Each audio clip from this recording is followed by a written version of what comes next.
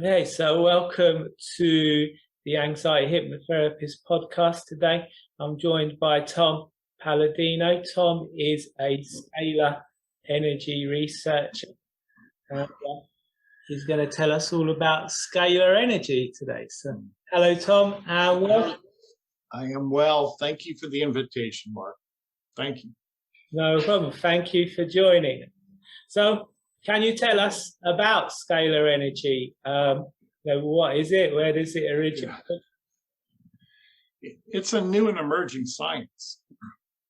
It's as old as the sun and the stars. It's sunlight or starlight. All energy of the universe initiates as scalar energy. It's a divine energy. But sadly, the academic world has not really quite grasped that there are two energies. So I work with the energy of the sun, scalar energy. Again, it's a new technology, if you will. Offers great promise to mankind. It's free energy, clean energy. It will solve the energy crisis. It's just a matter now of awareness. You have to get the message out So there. scalar energy could be harnessed and used to power devices as well. Yes, exactly. Nikola Tesla was able to harness scalar energy and power motors. He was able to send scalar energy and illuminate objects. Why we're not using this energy today? Well, there's various reasons, but let's just say that the future is bright, unintended, with scalar energy. Excellent. So what's the difference between scalar energy and electromagnetic energy? Well, from what I understand, all energy initiates at the sun, the star, and that energy is scalar energy. It's not electromagnetic. So the primary energy, the animating force of the universe, is scalar energy. Whereas electricity and magnetism are a derivative. That's the end result. That so to speak, energy, electromagnetic energy, is the tail end of a scalar wave. It's the breaking down of the scalar wave into electricity and magnetism. The initial energy of the universe is scalar energy. Excellent. So, using scalar energy, you can heal people. You can help people to overcome all sorts of ailments. And just with a photograph, you can help people you can harness the power of scalar to... That's right. I've developed scalar energy instruments that operate within that dimension. And in so doing, these instruments allow me to have control over molecular form. I can control a molecule. So I can break down, say, a pathogen, a germ, such as a protozoan, a bacterium. Or I can control a molecule and I can actually assemble an antioxidant, an amino acid, a fatty acid. So when you're able to accomplish that with an instrument, you can assure proper quantum health, breaking down, eliminating toxins and pathogens, or creating, transmuting, assembling micronutrients. And if you could do that with ease, and you can achieve that with ease with these instruments, well, then it offers mankind a great prospect of what I call quantum health. I'm not working with people, as you mentioned. When I'm working with these instruments, I work with the person by way of their photograph. My photograph has a signal or a signature on it. And I access the signature on a photograph. I never work with people directly. Working in the scalar energy force field or the quantum field, we can work with photographs. A photograph captures a person's energy, their force field. So I'm accessing that force field of a person. Excellent.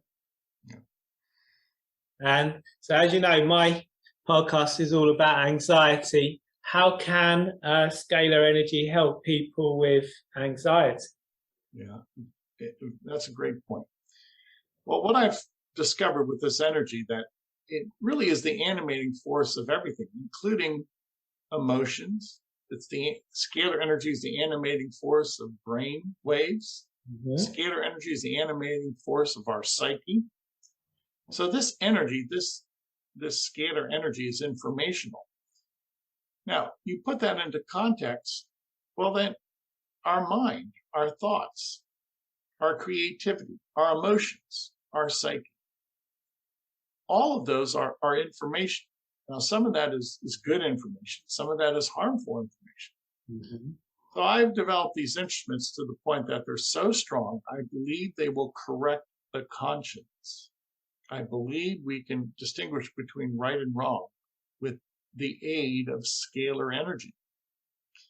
And hence this, if you will, scalar energy then is a blessing. It's a blessing upon mankind. It's a correction of the conscience.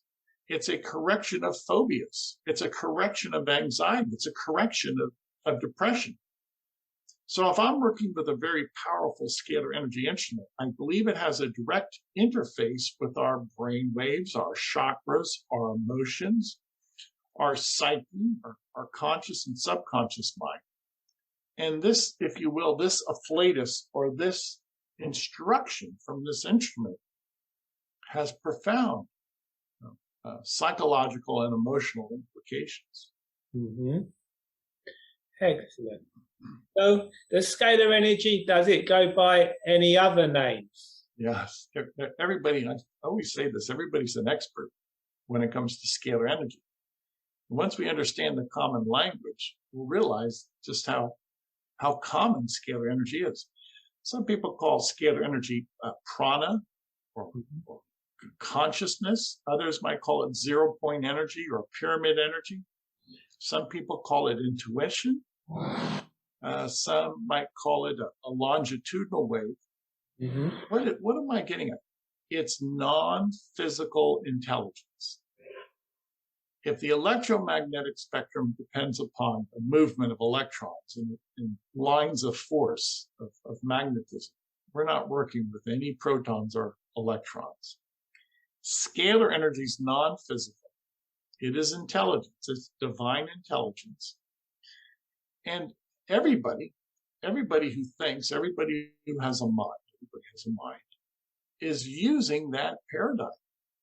All thought, all feelings are made possible by way of scalar energy. So there has to be instructions behind thought. There has to be instructions behind emotions. There has to be some type of instructions behind responsible for anxiety. Now, if you, in the case of anxiety or depression, if you can correct that faulty information, then you can correct anxiety, you can correct depression. Excellent. How long have you been researching scalar energy for? My life, 50 years. 50 years? Since I was a kid, 50 years. And you built instruments to harness its power? And that's correct. I'll demonstrate one of the instruments. These are functioning instruments. This is a scientific effort on my part.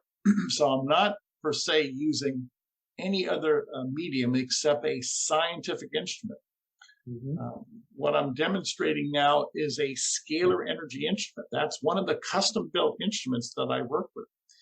Now, that instrument accesses a scalar energy dimension. It does not access electricity. That's not a movement of electrons. That instrument accesses consciousness or 0-point energy. And with that, I'm able to, if you will, work my way into a paradigm, a non-physical paradigm of information. So that's an information system. Now, what do? I actually place a person's photograph inside that instrument.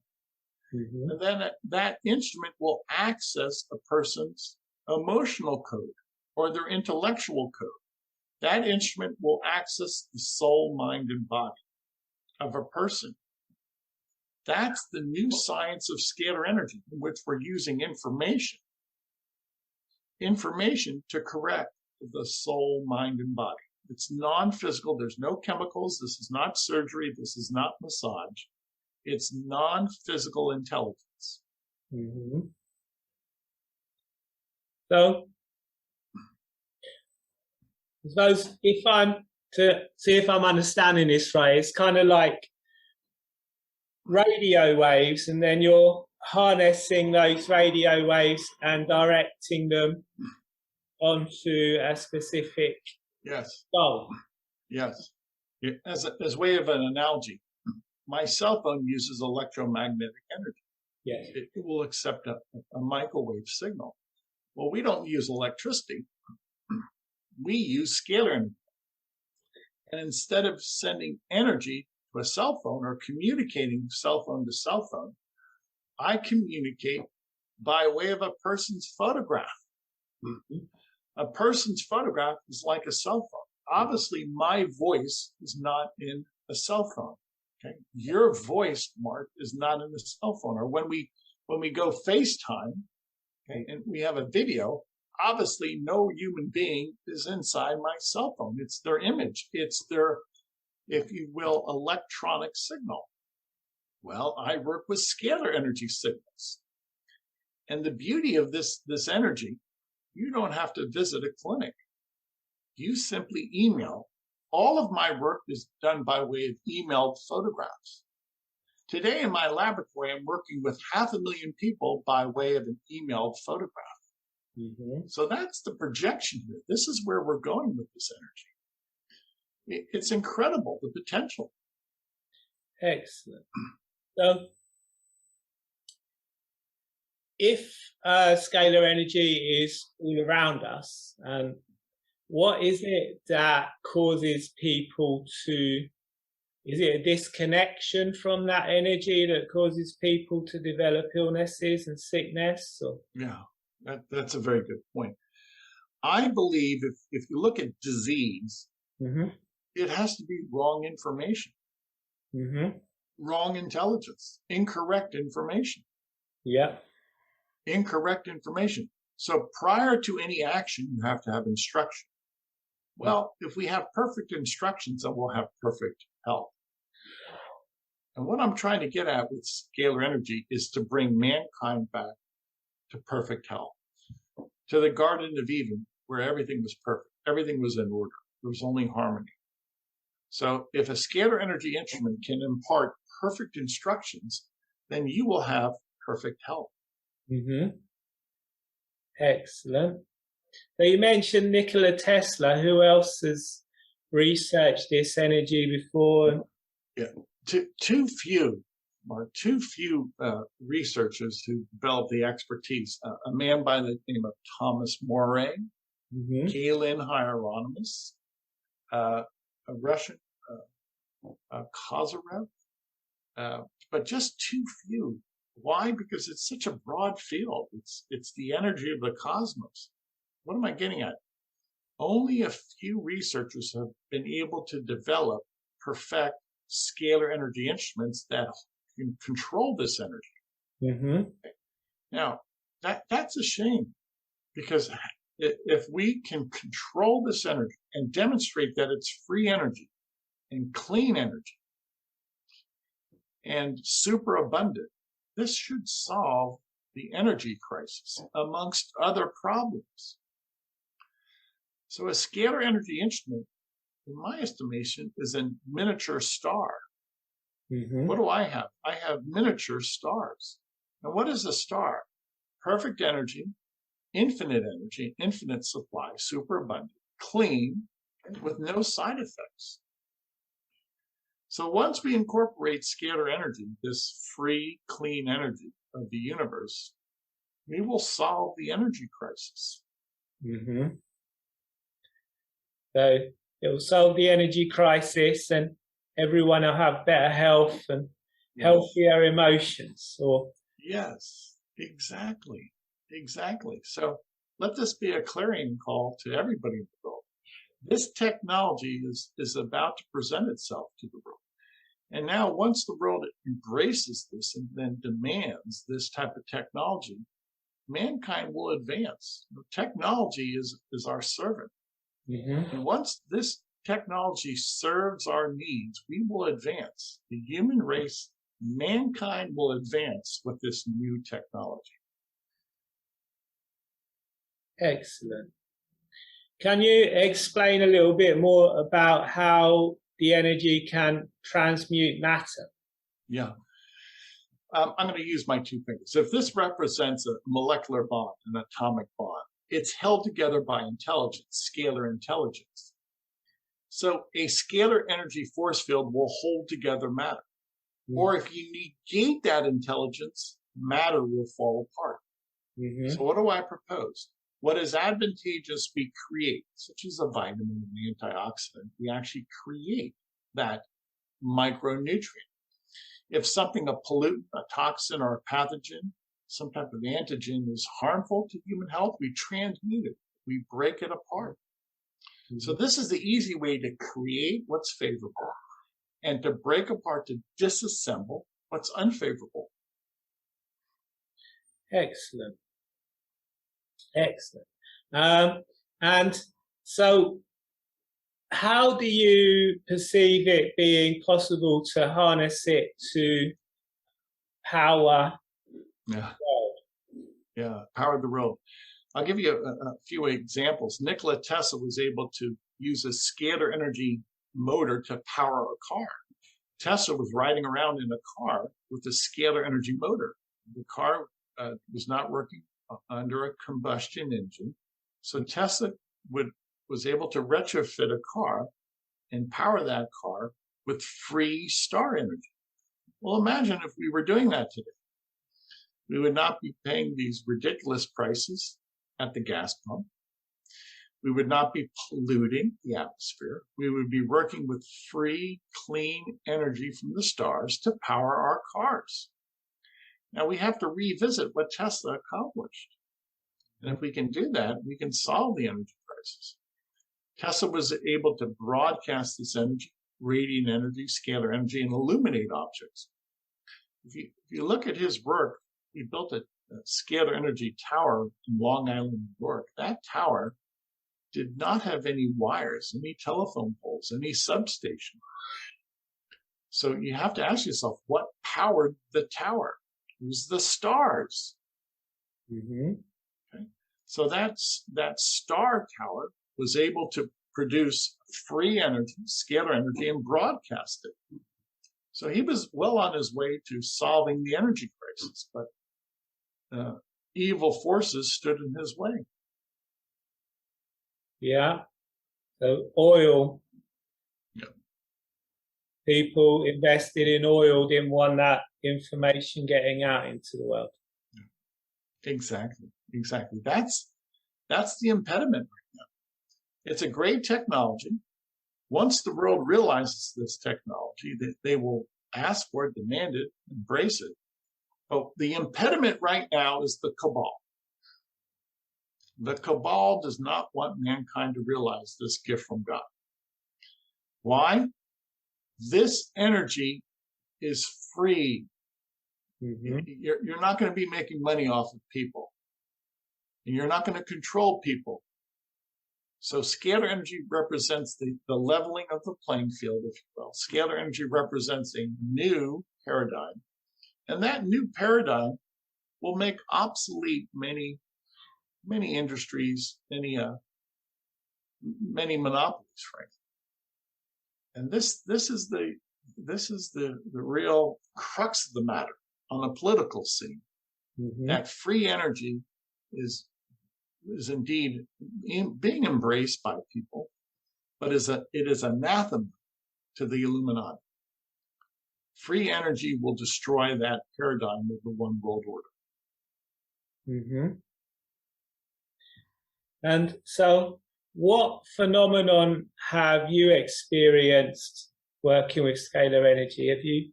What have you noticed in your own workshop? Can you illuminate objects? I can locally. I'm not able to send that energy to illuminate an object at a distance. I think I know how. I just have to ask for God's wisdom. And I believe in my lifetime I will be able to illuminate objects at a distance. And once I do that, then I will demonstrate how this energy from the stars, this free, clean energy, can be used to illuminate the world. Pennies on the dollar, efficiently. And that will be the beginning of the end of the energy crisis. When I can illuminate an object at a distance, that will be, if you will, the first domino that topples, signifying the end of the energy cartel. Excellent. And so, could scalar energy be used to completely eliminate the need for radio waves and electromagnetic energy? Yeah. A man by the name of Thomas Morey, a scalar energy researcher, developed scalar energy radios. And he was able to actually hear a broadcast from Admiral Byrd in Antarctic. Wow. Meaning what? You don't need a satellite when you're tapping into a scalar wave. So with his genius, Thomas Morey, he was able to capture, let's call them sound waves, scalar energy sound waves, and pick up a signal anywhere in the world. Now, this was prior to the advent of a satellite. So Thomas Morey in the state of Utah could eavesdrop on a conversation from Admiral Byrd at the South Pole in the Antarctic. That's quite fantastic. And there was no loss of signal in so doing. So the new telecommunications paradigm will be a scalar energy paradigm for telecommunications. Fantastic. So there's all kinds of possibilities for us. You know, everything we've done with electricity, we can perform it at a much more efficient fashion with scalar energy at pennies on the dollar, without any deleterious side effects. There are some frequencies, electromagnetic frequencies, that are not advised. So scalar energy is a safe energy, super abundant, and without any carbon footprint. Excellent. So you mentioned about chakras, the scalar energy being able to clear chakras and balance chakras. Can you tell us more about? Yeah. I believe the human mind, thought, and the 7 chakras are composed of scalar energy, or this divine energy. In other words, how do we think? What is a thought? To me, it's a broadcast of scalar energy. We have 7, if you will, vortices, chakra points, meridians. What comprises those 7 meridians? It's scalar energy.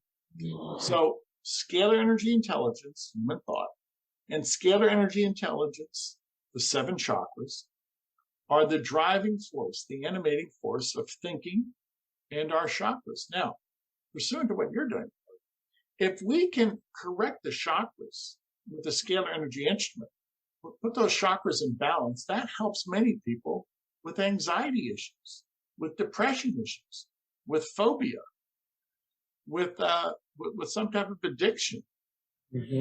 So if we correct the brain, if we correct the meridians, then we correct human behavior.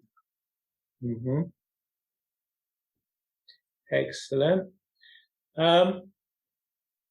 So would scalar energy, would you recommend people do, say, a practice like qigong or meditation to enhance the effects? Yeah, I think everybody in the world should pray. I pray every day. What is prayer? It's a broadcast of scalar energy. What is prayer? Scalar intelligence. And once we realize the way we think, the way we pray, is the world that we create. Yeah. If you think positively, if you pray for positive outcomes, you pray to God, that sets up a force field. That sets up a chain of events. And that is the world we create. If there's evil in your heart, there's going to be evil in your life and evil in the world. It's so simple. It's so simple. I realize there's problems in the world, but let's try and correct those problems. Let's not put gasoline on the fire. Yeah, yeah. And again, doing the chakra clearing that can help removing that evil and that badness from people's hearts and minds. Yes. Exactly. Some people just don't realize how their thought process will set up their lifestyle, will encourage a certain lifestyle. You have to break that cycle. You've got to get away from that negativity. If you're in a bad habit, do something to break that cycle. So this is what my hope is, scalar energy. With corrective intelligence, we can correct phobias, we can correct vice, we can correct addiction. We've got to break that stronghold. In many ways, it's a spiritual battle. Yeah. So does scalar energy form matter? Yes. Scalar energy is responsible for the formation of all matter. I believe scalar energy is responsible for all chemical bonds, all atomic bonds, all molecular bonds, from everything from a covalent bond, ionic bond. In other words, there's intelligence behind all matter.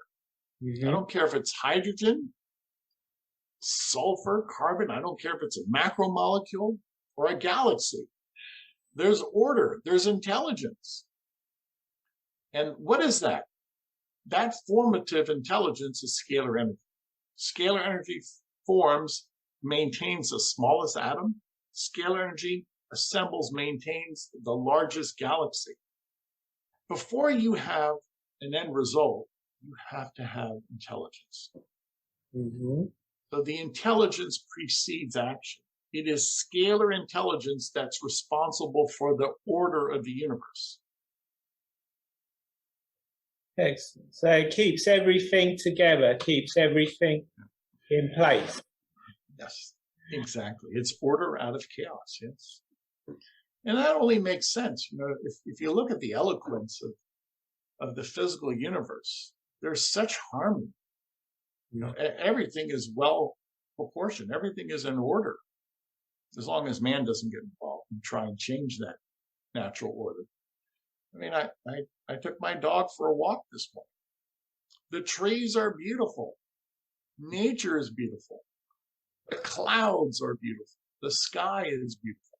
Everything shows God's handiwork. This is God's intelligence. So once we find our way into that paradigm, this divine energy, we essentially become masters of the universe. This is divine intelligence. Find your way into scalar energy paradigm, and we are able then to control this divine intelligence. Excellent. So how does scalar energy relate to time?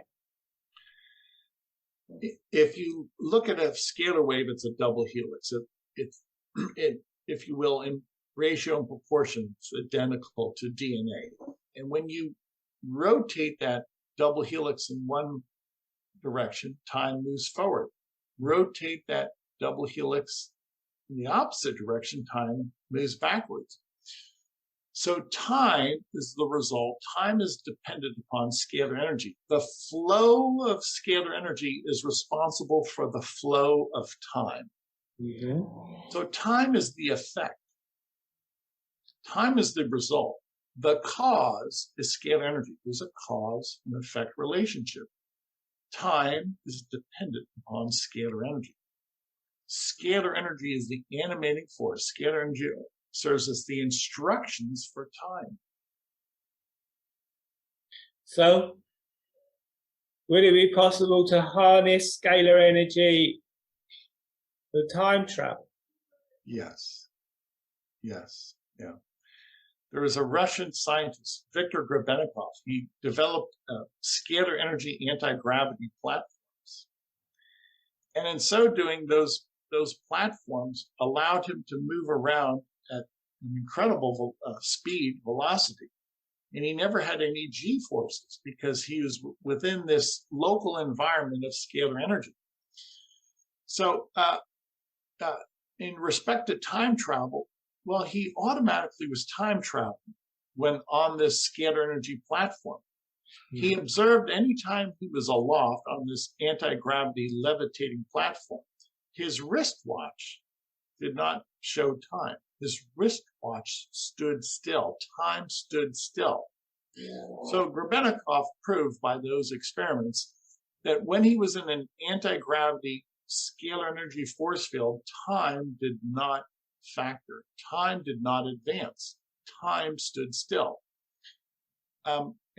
And by virtue of the fact that his wristwatch, time never advanced, we see that he was outside of time. He was no longer subject to time. So that's time travel. Excellent. So harnessing scalar energy holds the key to many things. Then it holds the key to that. I believe scalar energy, once we embrace this energy, it will be in many ways the crowning jewel.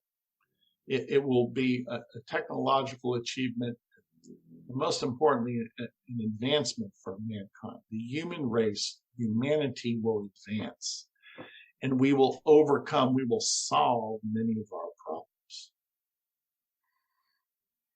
Fantastic. Excellent. So do you have anything else you'd like to add? Any other information? I have a website, scalarlight.com. Anybody in the world can visit the website. You're going to email us your photograph. And in so doing, we'll assemble nutrients, we'll balance your meridians, and we will identify and eradicate germs, microbes. So scalarlight.com, SCALAR. Visit the website. You can upload your photograph. You can send photographs of your pets, get permission from your family members, and then you decide what merit this type of technology is. My goal is to introduce scalar energy to the world, and I'm trying, one of the methods is by way of free sessions. So my website has free sessions. So if you will, avail yourselves of that all. Excellent. Thank you, Tom. And I'll also put a link to the website in the show notes on all the platforms. Okay. This podcast. So thank you for joining us today. Thank you. Could you tell everyone your website address? Yeah. Again, it's scalarlight.com. SCALAR. Scalarlight.com. I've written probably 300 articles about my work. I believe it's indeed groundbreaking research. And the key, people, the key is to produce a change, to improve the human condition. That's the key behind my work. I hope you enjoy what I have to present to the world. Thank you, Tom. Are you on social media at all? Yeah, you'll find that on my homepage. There's 4 or 5 handles there. Yeah. Excellent. Thank you very much for joining us today. Thanks for your time.